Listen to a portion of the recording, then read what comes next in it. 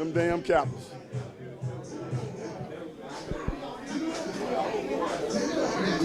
Right. You look well, man. You look well. Yes, sir. Hey, Southwest Florida, y'all look right there if you can see. The Three Musketeers are back together again. We're on television. We're here celebrating our good friend Willie Battle, his 75th birthday. We're at the American Legion, Post 192 in Dunbar. Leap is live on Fox 4, of course. We are here. And we got some iconic civil rights, community activists, the works, who can shed a little bit of light on one Willie Battle on his 75th birthday. These guys go back to the days in the trenches. And the reason I know they go back, number one, you wouldn't have been invited. And number two, you wouldn't have come. So all of us, we owe a great deal of debt to our good friend Willie Battle. Let's get a chance to meet these gentlemen here of Kappa Alpha Psi fraternity. On the sides of a Phi Beta Sigma, because, you know, Phi Beta Sigma always has to be the leader in the middle. I can get away with that. These are my two mentors. When I first came to Southwest Florida back in the late 80s, these guys embraced me and made me the person that I am today. Got Richard Sapp right here. Richard, good to see you out. Good to see you, Lee. Good to see you. I see you every day almost, I mean once a week on TV. And I said, look at that. This boy just done grew up big time. How many years you been on the league? It's been 25 years. 25 years continuous running. Hey, Richard, seemed like it was just yesterday, though, right? Yes, it does. Yes, I go by and I think about that building downtown, that old First Federal Bank, and you be in there whispering. Man, these guys, man, I be in there trying to figure out what to do working around them white folk money.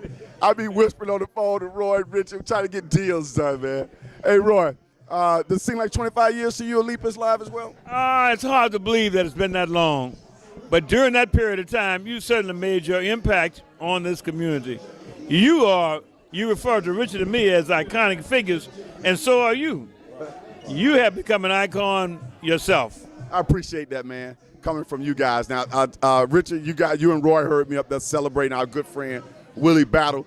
I don't know if you were here early enough when I said people might think that we're strange friends, Lee Pitts and Willie Battle, but you guys know the route that all of us came, and it's not a stretch for me and Willie to be pretty good friends, right?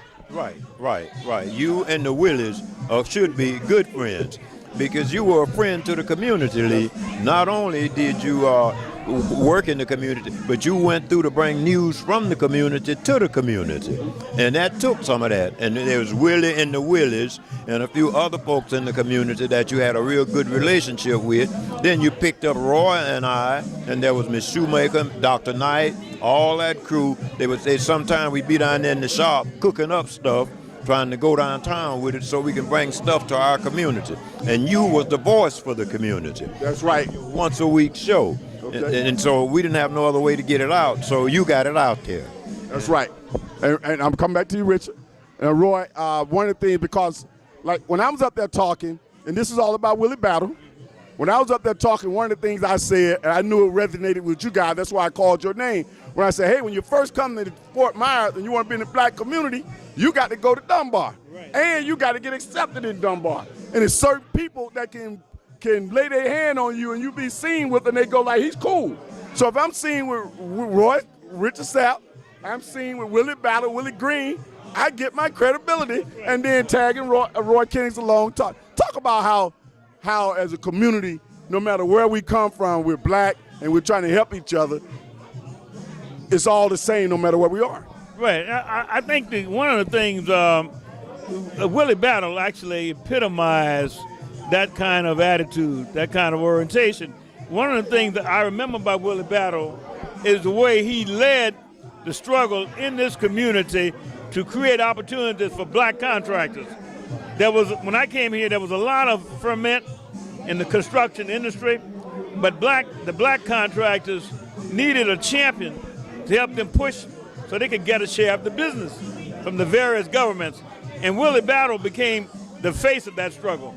That's how I became involved with him as part of the effort to create and expand opportunities for black contractors, to build a shopping center in Dunbar with Richard Sapp and I, and his sister Veronica Shoemaker, Councilwoman Ann Knight, two Willies, they were leaders in that whole effort that culminated in the shopping center being built in Dunbar area. Now I would assume when you're talking about the shopping center, you're not explaining that to me. You're explaining that to the TV audience. Richard, Ray, hold on, Roy. Richard, tell them why that's a big inside joke. The shopping center is someplace else. But the Tops grocery store is the shopping center. And that's the one we were talking about. The Tops store, what they refer to as Tops, right. But that was done by a shopping center. And that's the one thing that kept Pepsi-Cola in this community. Because they cut a deal with us and decided to stay. And that's when we were able to do what we did. And Willie Battle was trying to help bring some more contractors into the community so they could get some more commercial work. And we just didn't have enough people out there fighting for it. But the Willies was doing what they knew to do. And of course, Lee Pitts knows all about it because he's intricately involved with the shopping center development, financing, and writing. And Roy had me in there doing with my shoes all working on getting that financing in place. The ribbon out there, Lee Pitts was on the stage. That's right.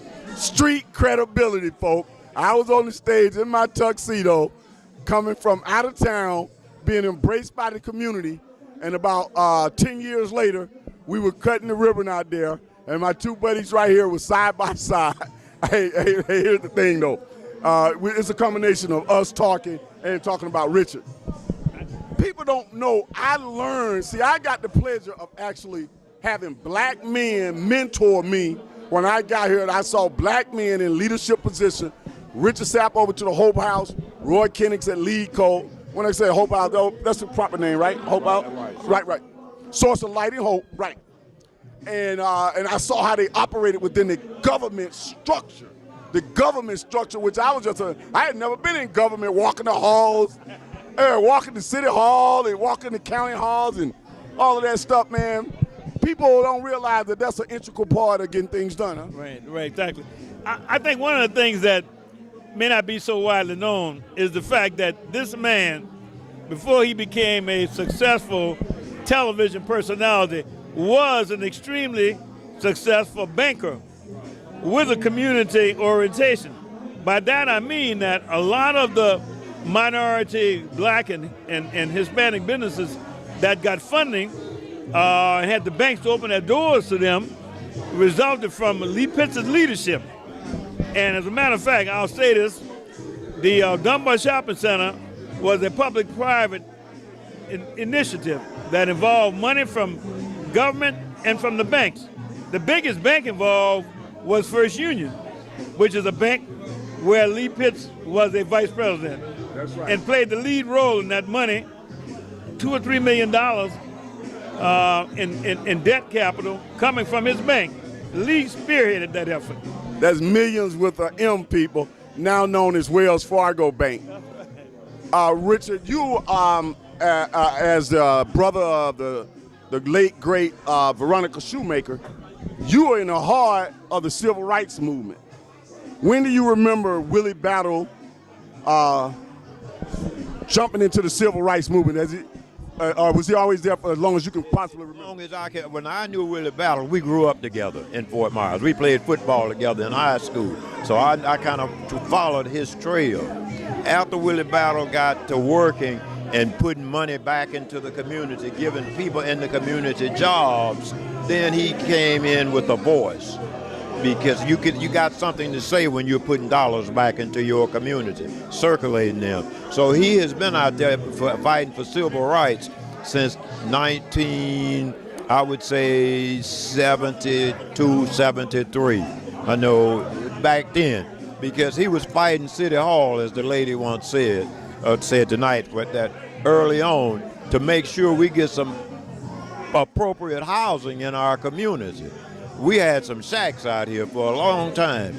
Then they got some money in, and Willie Battle helped men build a place out there off of Michigan Avenue, helped build Velasco Village, helped build some of the other housing around here.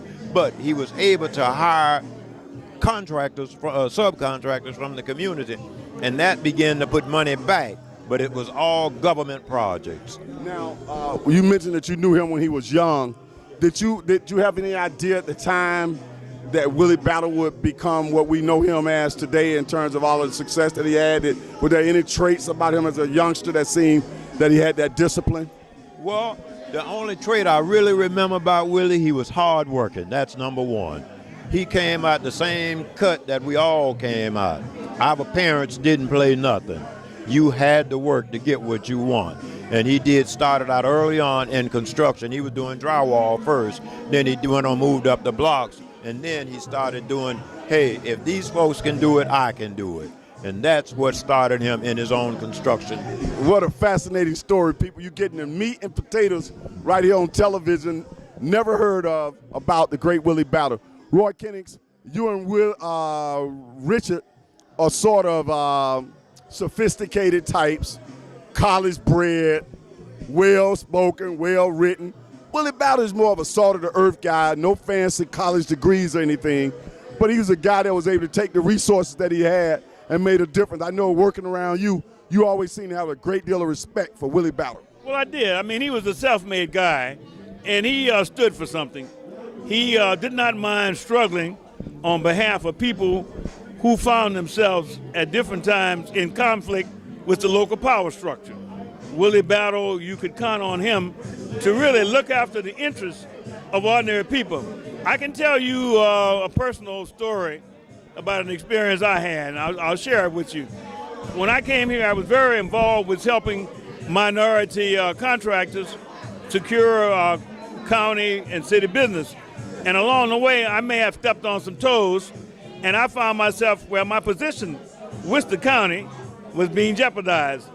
And Willie Battle, the word got out to Willie Battle, some of the contractors, hey, this Kennix guy may be pushing a little too hard, and some folks are maybe trying to get rid of him. And one day, Willie came into my office with about 15 or 20 contractors saying, hey, I heard you guys are trying to get rid of our friend Roy Kennix. And everybody, well, it helped me to secure my position where I could continue to work on behalf of the African-American contractors, because people knew that we had support and what we were doing was of value to the black and minority community. So he didn't mind standing up for people. As I said, Willie Battle doesn't quite get his proper due, and we're giving it to him right here, right now. Give us a story, Richard, before we go. Give us a story. Well, the story I have, Willie has worked to get what he got. Willie has worked to try to improve the community, and that is a good thing. So I take my hat off to Willie and to what is happening here tonight and what has happened over his lifetime, not just tonight, but he has always tried to embrace the community in a very positive way that can make it. If you look at all of the housing and stuff that he has a decent face on those homes. It's not the little boxcar shotgun houses. He's always trying to improve the community. And he lived in this community all of his life. He just recently moved out. What an amazing story. Folks, you heard it right here on Leap Is Live. Richard Sapp, Roy Kennix came out and told the true story about the great Willie Battle on his 75th birthday right here in Dunbar. He kept his birthday party right here in Dunbar. Hired people to work right here in Dunbar. Band, club getting support. The American Legion is making some money at the bar. Had a great food. And Leap Is Live has come out for this special occasion. We will be right back.